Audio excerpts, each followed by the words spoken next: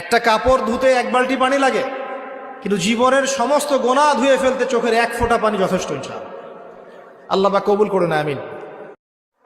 আল্লাহ বলে যদি গোটা বিশ্বের সব পীর সাহেব যদি এক গ্লাস পানির মধ্যে দোয়া পরে ফু দেয়, গোটা বিশ্বের সব ইমাম সাহেব যদি, খতিব সাহেব যদি এক গ্লাস পানির মধ্যে দোয়া পরে ফু দেয়, আর আপনার আম্মা শুধু সুবহানাল্লাহ বলে যদি আরেক গ্লাস পানির মধ্যে ফু দেয়, আপনার মায়ের দোয়াটা মুহূর্তে আল্লাহর দরবারে কবুল হয়ে যাবে।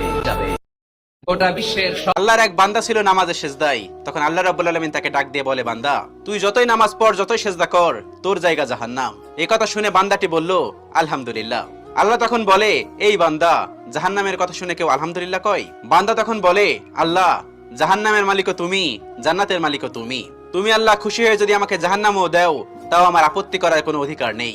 আল্লাহ তখন বলেন, বান্দা, জাহান্নামে গেলে তুই পুড়ে যাবি, তোর খুব কষ্ট হবে। বান্দা তখন বলতেছে, আল্লাহ, কষ্ট শুধু আমার হবে না, তোমারও হবে। আল্লাহ তখন বলতেছে, বান্দা, তুই পুড়বি জাহান্নামের আগুনে, আমার কষ্ট হবে কেন? বান্দা তখন বলে, আল্লাহ, কোনো মায়ের কোল থেকে যদি কোনো বাচ্চা পানিতে পড়ে যায়, তাহলে কোনো মাই দূরে দাঁড়িয়ে থাকতে পারে না, দৌড়ে গিয়ে বাচ্চাকে কোলে নেয়। আমার বিশ্বাস ওই মায়ের সে কোটি কোটি গুণ দয়া তোমার বেশি। আমাকে জাহান্নাম দিলে তুমিও আল্লাহ শান্তি পাবে না। আল্লাহ তখন বলে, বান্দা, এই দলিল তুই কই পাইলি?